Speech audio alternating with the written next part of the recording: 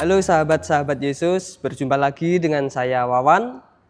Dan bersama saya juga telah hadir Romo Reza. Selamat sore Romo. Selamat sore Wawan. Oke, bagaimana kabarnya Romo? Sehat luar biasa. Oke, puji Tuhan Romo. Puji Tuhan, iya puji Tuhan ya. Nah, kita di sini akan mengadakan sebuah acara lagi yaitu kasus Romo. Kasus, betul. Kasus adalah katekese Khusus. Katekese khusus pada kali ini akan membahas seputar arwah Romo. Arwah ya. Iya, karena ini masih sudah bulan November. Ya. Masih dekat dengan peringatan arwah. Oke, langsung saja saya ingin bertanya ini, Mo. Boleh. Pertanyaan yang pertama yaitu Gereja Katolik memandang arwah ini seperti apa, Romo? Pandangan gereja seperti apa? Baik, kalau kita bicara tentang arwah, tentu kita bicara tentang orang yang sudah meninggal dunia ya. Jadi kalau orang meninggal baru dibilang arwah ya kan. Kalau masih hidup ya berarti tidak arwah kan gitu ya. Nah, lalu kemudian Gereja Katolik memandang orang yang meninggal itu seperti apa gitu ya. Maka ada pertanyaan, apa itu kematian kan gitu. Nah, kematian dalam Gereja Katolik menurut kitab Katekismus Gereja Katolik nomor 1007 itu dikatakan bahwa kematian adalah akhir kehidupan duniawi. Jadi kalau kita bicara arwah, kita lalu kemudian dibawa pada nuansa, hidup manusia itu ada awal, ada akhir gitu ya. Awal kita sebut dengan kelahiran, akhir kita sebut dengan kematian. Ya.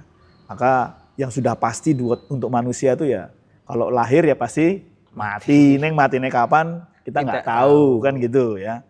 Nah, kematian itu kemudian ditandai dengan terpisahnya jiwa dengan badan. Ya. Jadi kan ada jiwa dan badan ya. Maka nanti badan itu nanti akan rusak. Sedangkan jiwa ini tidak rusak. Tapi jiwa ini lalu kemudian akan menghadapi atau akan masuk ke sebuah kehidupan yang kita sebut dengan kehidupan kekal. Nah ini, itu Wawan. Baik. Nah lalu tadi sudah berbicara mengenai arwah, apa itu arwah. Nah lalu yang dimaksud sebagai hari arwah itu apa, Romo? Hari arwah dalam Gereja Katolik dirayakan setiap tanggal 2 November. Nah, kenapa dipilih tanggal 2 November ya? Karena sudah tradisi gereja ya.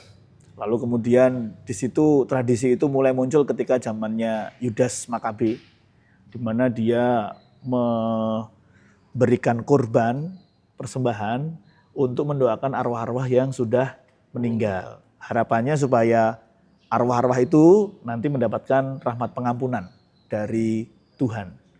Dan dia percaya bahwa kalau Tuhan bisa menolong orang yang hidup, maka dia juga akan bisa menolong orang yang sudah meninggal atau mati. Begitu. Itu. Nah lalu untuk gereja di masa sekarang, ya, apa urgensinya juga untuk memperingati hari arwah tersebut? Urgensinya ya penting sekali ya. Penting ya. Karena saya selalu punya keyakinan bahwa manusia itu selama hidupnya pasti belum semuanya mengakui dosanya, ya kan? Jadi kan kadang-kadang ya kelalen barang udah punya niat ngaku dosa, tapi ketika dalam kamar pengakuan lali misalnya gitu ya. Grogi mungkin ya. Grogi mungkin. Lalu akhirnya ketika meninggal masih membawa dosa-dosa tertentu gitu kan. Maka kalau kita mendoakan arwah, urgensinya adalah untuk memohonkan rahmat kerahiman Allah atau rahmat belas kasih Allah, supaya Allah mengampuni dosa-dosa orang yang sudah meninggal, saudara-saudari kita yang sudah meninggal. Itu sangat membahagiakan sekali tentu kalau dialami oleh saudara-saudari kita yang sudah meninggal gitu ya. Maka penting sekali urgensinya untuk mendoakan arwah. Nah lalu dalam kehidupan sehari-hari, karena tadi kan Romo mengatakan bahwa penting ya Romo untuk mendoakan arwah orang yang sudah meninggal. Lalu bagaimana cara kita umat Katolik ini dalam kehidupan sehari-hari bisa ikut ambil bagian dalam mendoakan sesama saudara-saudari kita yang sudah meninggal tadi? Ya ada banyak cara ya tentunya untuk mendoakan arwah ini. Kamu bisa berdoa secara pribadi, tetapi kamu juga bisa berdoa dengan mengintensikan secara khusus, ya kan? Arwah-arwah yang kamu ingin doakan di dalam perayaan Ekaristi misalnya, melalui ujud yang khusus untuk arwah. Jadi kamu bisa berdoa secara pribadi, tapi juga bisa berdoa di dalam intensi misa. Nah nanti cara mendoakannya ya tentu kalau dalam intensi misa harus kamu sebutkan nama arwah yang kamu doakan siapa. Lalu kemudian wujudnya tentu pasti untuk mendapatkan rahmat kerahiman atau rahmat belas kasih pengampunan dosa dari Tuhan Allah sendiri. Nah, itu bisa kita lakukan, bisa kita tempuh untuk mendoakan arwah saudara-saudara kita yang sudah meninggal.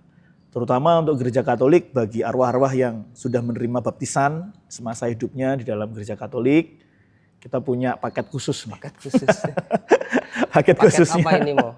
Paket khususnya itu kita bisa mendoakan indulgensi. Oh, indulgensi. Ya, buat arwah-arwah ini ya. Iya. Jadi akibat atau efek dari dosa, yaitu ada siksa-siksa mungkin ya, atau mungkin ada hal-hal yang perlu mereka tanggung, untuk kita mintakan indulgensi supaya mereka tidak terlalu berat menanggung hukuman yang mereka alami, begitu ya.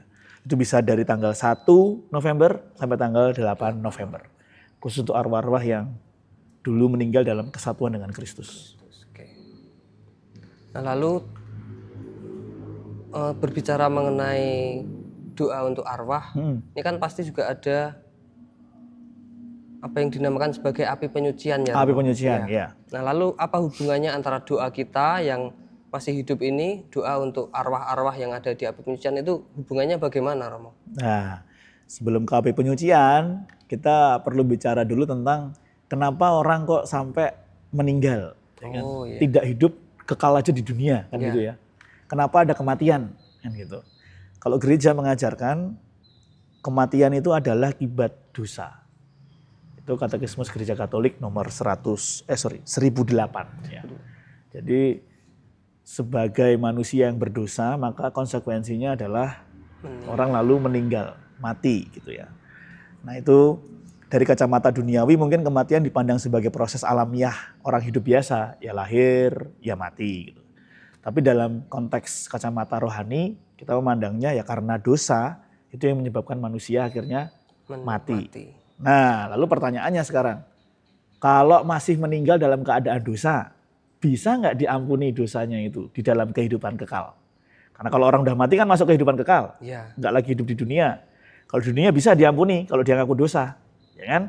Tapi kalau kemudian dia udah meninggal, dosanya masih ada, belum diakui pada saat hidup, belum ada pertobatan, kebawa sampai mati, bisa nggak diampuni? Gitu kan? Bisa jawabannya. Oh, bisa. Bisa. Lalu tapi pertanyaannya lalu dosa yang mana yang bisa diampuni kan gitu. Nah, di gereja Katolik diajarkan dosa yang disebut dengan dosa ringan. Dosa-dosa ringan itu setelah hidup kita di dunia, ke dalam kehidupan kekal itu bisa diampuni. Nah, maka orang-orang yang masih punya dosa-dosa ringan itu nanti masuk ke dalam ruang tunggu. Ruang tunggu. Ruang tunggunya ini namanya api penyucian. Oh iya. Jadi kalau kita mau lihat prosesnya dari kita ketika manusia mati, menurut ajaran gereja, orang meninggal, jiwa terpisah dari raga atau badan, jiwa menghadap Tuhan dalam pengadilan, ya kan? Pengadilan khusus gitu ya. Lalu di situ setelah pengadilan itu akan dijatuhkan putusan, kamu masuk surga atau masuk neraka. Tetapi ada orang-orang yang kemudian, oh ini masih berdosa nih. Neng dosanya apa? Ringan. Oh, kalau dosanya ringan, tidak berat, masuknya api penyucian. Tapi kalau sudah dosa berat, itu artinya sudah menolak rahmat, keselamatan Allah. Ya sudah, dengan keputusan mereka sendiri, mereka menginginkan diri masuk neraka. Karena menolak rahmat, keselamatan dari Tuhan Allah. Nah itu. Maka api penyucian ini menjadi tempat ini untuk ruang tunggu tadi ya. Ada yang menunggu gitu. Kalau itu kita lihat sebagai ruang ya. Iya. Supaya kita bisa menggambarkannya dengan gampang aja. Iya. Nah, lalu tadi Romo juga sedikit menyebutkan tentang kehidupan kekal. Yang dimaksud kehidupan kekal itu seperti apa, Romo? Kehidupan kekal itu terjadi ketika orang setelah mengalami kematian. Jadi persis ketika orang sudah meninggal, terus dia berubah. Berpindah tempat dari yang fana, yang masih terikat ruang waktu, masuk ke dalam kehidupan yang kekal, yang tidak terikat ruang dan waktu.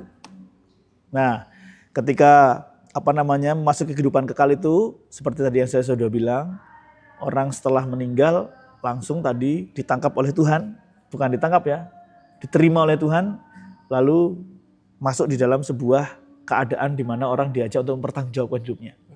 Kalau dalam bahasa gereja, masuk di dalam pengadilan khusus. Pengadilan khusus itu adalah pengadilan yang terjadi setelah kematian. Kristus akan mengadili jiwa manusia untuk menentukan jiwa tersebut masuk ke dalam kebahagiaan abadi di surga. Atau mampir dulu dalam proses pemurnian di api penyucian. Atau masuk langsung dalam kutukan abadi di neraka. Itu di kompendium Katekismus Gereja Katolik nomor 208 dijelaskan dengan jelas. Ya. Jadi tempat orang ketika sudah mati masuknya hidup kekal. Lalu ada pengadilan yang memutuskan mereka nanti masuk ke mana. Surga, neraka atau api penyucian. Berarti itu yang menentukan Tuhan sendiri. Tuhan sendiri. Bukan kita manusia. Bukan. Tugas kita hanya minta supaya dosa-dosa saudara kita yang sudah meninggal itu diampuni oleh Tuhan. Nah itu. Oke, mungkin itu saja Romo yang bisa saya tanyakan. Dan terima kasih sekali Romo sudah berkenan hadir di sama-sama acara kasus yang ketiga ini. Ya. Atau yang kedua bagi Romo Reza. Mungkin besok bisa menemani kita lagi mengisi acara kasus lagi. Boleh. Sangat senang hati. Ya. Dan saudara-saudari yang terkasih, sudah selesailah acara kasus kita yang ketiga ini.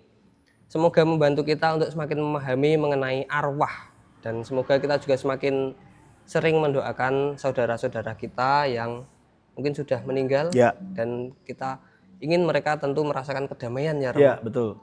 Dan Bapak Ibu, saudara-saudari yang terkasih, terima kasih atas kebersamaan kita. Sampai jumpa di sesi kasus-kasus selanjutnya. Berkah dalam. Berkah dalam.